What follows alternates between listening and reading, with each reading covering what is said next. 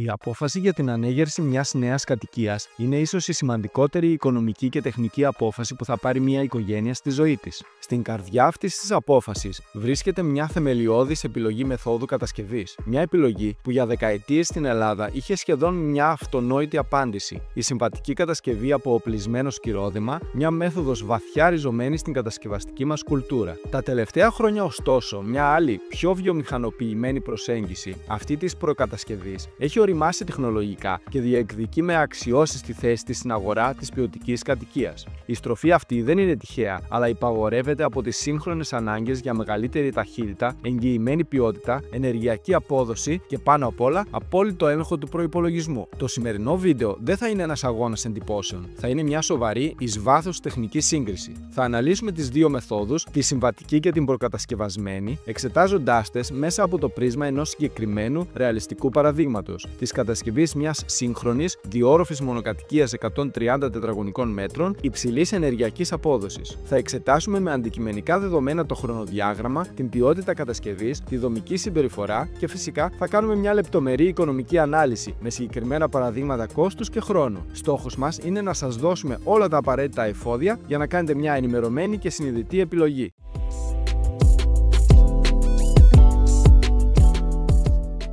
Πρώτα, ας ορίσουμε με τεχνική ακρίβεια τους δύο μονομάχους. Από τη μία πλευρά έχουμε τη συμβατική κατασκευή. Εδώ, ο φέρον οργανισμός, ο σκελετός δηλαδή, είναι μονολιθικός και κατασκευάζεται εξ ολοκλήρου στο εργοτάξιο από οπλισμένο σκυρόδεμα. Οι τοιχοποιίες πλήρωσης, οι τοίχοι δηλαδή που γεμίζουν τα κενά του σκελετού, είναι συνήθως από οπτοπλυνθοδομή, δηλαδή τούβλα. Είναι μια διαδικασία κατά βάση χειρονακτική, που βασίζεται στην τέχνη και την εμπειρία των συνεργείων στο εργοτάξιο. Από την άλλη πλευρά έχουμε τη σύγχρονη προκατασκευασμένη κατοικία. Εδώ, ο φέρον οργανισμός κατασκευάζεται εκτός εργοταξίου, σε ένα ελεγχόμενο βιομηχανικό περιβάλλον. Συνήθως αποτελείται είτε από μεταλλικό σκελετό, είτε από σκελετό σύνθετης επικολλητής ξυλίας. Τα στοιχεία πλήρωσης, οι τοίχοι, είναι πάνελ τα οποία επίσης κατασκευάζονται στο εργοτάξιο, ενσωματώνοντας ήδη τη θερμομόνωση και τις υποδομές για τις ηλεκτρομηχανολογικές εγκαταστάσεις. Μιλάμε για μια βιομηχανοποιημένη δόμηση, όπου η ακρίβεια και ο ποιοτικός έλεγχος μεταφέρονται από το απρόβλεπτο περιβάλλον του εργοταξίου στη σταθερότητα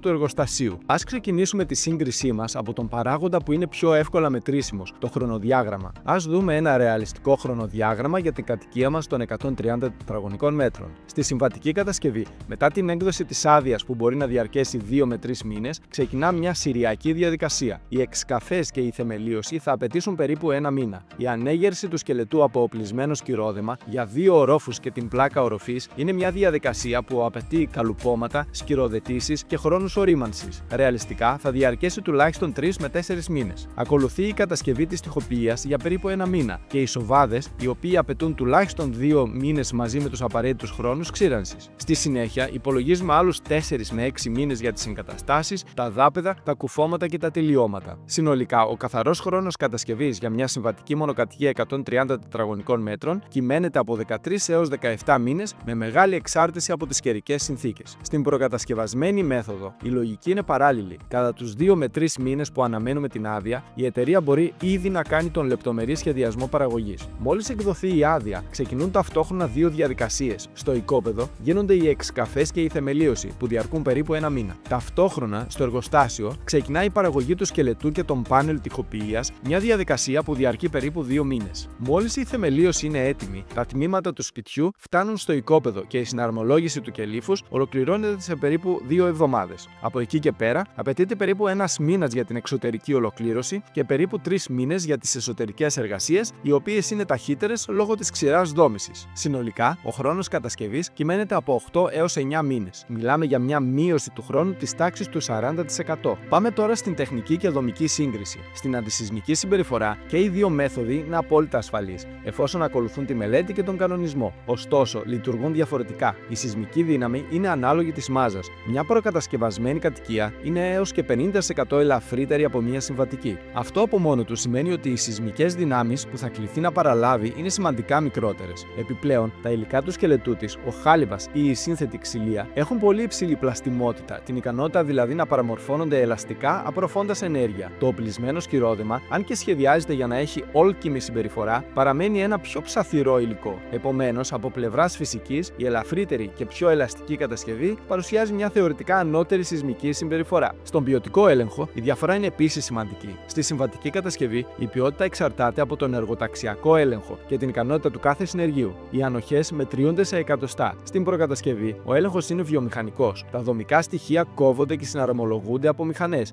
με ανοχές που μετριούνται σε χιλιοστά. Αυτή η ακρίβεια εξασφαλίζει τέλειες εφαρμογές, καλύτερη αεροστεγανότητα και λιγότερες ατέλειες. Στην αντοχή στον χρόνο και την πυραντίσταση, η συμβατική κατασκευή έχει το πλεονέκτημα της μάζας και της εγγενούς πυραντίστασης του σκυροδέματος. Μια προκατασκευή, ωστόσο, επιτυγχάνει την ίδια ή και ανώτερη αντοχή στον χρόνο με τη χρήση πιστοποιημένων υλικών όπως γαλβανισμένος χάλιβας που προστατεύεται από τη διάβρωση και πετυχαίνει τον απαιτούμενο δείκτη πυραντίστασης με την επένδυση του σκελετού με ειδικές πυράντοχες γυψοσανίδες, σύμφωνα πάντα με τη μελέτη της πυροπροστασίας. Ένα σημαντικό τεχνικό ζήτημα είναι η ηχομόνωση. Η βαριά μάζα της συμβατικής κατασκευής με τούβλο προσφέρει από τη φύση της μια καλή ηχομόνωση στον αερόφερτο θόρυβο. Οι ελαφριές προκατασκευασμένες κατασκευές είναι από τη φύση τους πιο ευαίσθητες ακουστικά. Ωστόσο, αυτό το πρόβλημα λύνεται με σωστό σχεδιασμό. Οι σύγχρονες προκατασκευές χρησιμοποιούν συστήματα μάζα-ελαττήριο-μάζα με διπλές ηχομονωτικές γυψοσανίδες, ηχοαπορροφητικό πετροβάμβακα στο διάκενο και ειδικές ηχομονωτικές μεμβράνες. Για τον κτυπογενή θόρυβο, η λύση είναι κοινή και για τις δύο μεθόδους. Το πλωτό δάπεδο. Μια σωστά σχεδιασμένη προκατασκευή μπορεί να πετύχει ίσα ή και ανώτερα επίπεδα ηχομόνωσης από μια συμβατική, αλλά απαιτεί μελέτη και δεν είναι αυτονόητη. Και φτάνουμε στην οικονομική ανάλυση,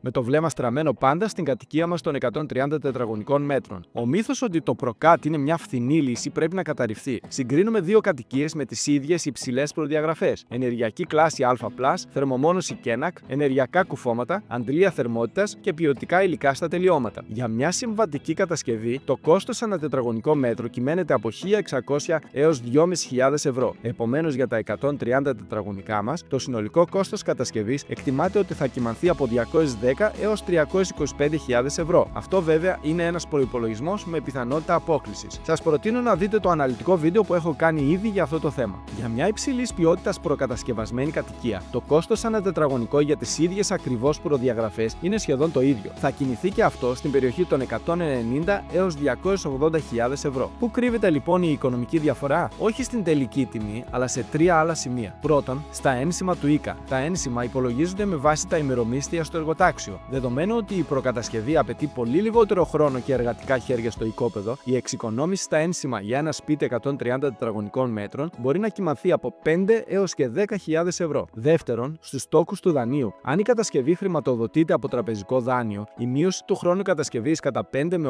8 μήνες σημαίνει ότι θα πληρώνετε τόκους για 5 με 8 μήνες λιγότερο κατά τη διάρκεια της ανέγερσης. Και τρίτον, το πιο σημαντικό, η βεβαιότητα του προϋπολογισμού. Στην προκατασκευή, η τιμή είναι συμβατικά κλειδωμένη από την αρχή. Στη συμβατική, υπάρχει πάντα ο κίνδυνος των απρόβλεπτων που μπορεί να αυξήσουν το τελικό κόστος. Φτάνοντας λοιπόν στο τελικό συμπέρασμα. Στο χρονοδιάγραμμα, η προκατασκευή είναι ο διαμφισβήτητος νικητής, με χρόνους σχεδόν μισούς. Στη τεχνική απόδοση, η προκατασκευή υπερέχει στην ακρίβεια και παρουσιάζει θεωρητικά πλεονεκτήματα στη σεισμική συμπεριφορά, ενώ η συμβατική στην εγγενή μάζα, πυραντίσταση και ηχομόνωση. Στο κόστος, η τελική τιμή είναι παραπλήσια, αλλά η προκατασκευή προσφέρει σημαντικά δευτερεύοντα ωφέλη, όπως η μείωση των ενσύμων και η απόλυτη ασφάλεια του προϋπολογισμού. Η τελική επιλογή δεν αφορά πλέον το καλό εναντίον του κακού. Είναι μια στρατηγική απόφαση που βασίζεται στις προτεραιότητές σας. Αν η αίσθηση της παράδοσης, η στιβαρότητα της μονολιθικής κατασκευής είναι για εσάς η ύψιστη προτεραιότητα και έχετε ευελιξία στον χρόνο και τον προϋπολογισμό, τότε η συμβατική μέθοδος είναι ένας δρόμος σίγουρος και δοκιμασμένος. Αν από την άλλη η ταχύτητα, ο απόλυτος έλεγχος του κόστους, η μηχανολογική ακρίβεια και η βεβαιότητα του εργοστασιακού ποιοτικού ελέγχου είναι οι κυρίαρχες ανάγκες σας, τότε η σύγχρονη προκατασκευή αποτελεί την επιτομή της μηχανικής απόδοσης και αποτελεσματικότητας. Σας ευχαριστώ που παρακολουθήσατε αυτήν την εις βάθος ανάλυση. Ελπίζω να σας βοήθησε να κατανοήσετε τις θεμελιώδεις διαφορές αυτών των δύο κόσμων. Αν βρήκατε το βίντεο χρήσιμο,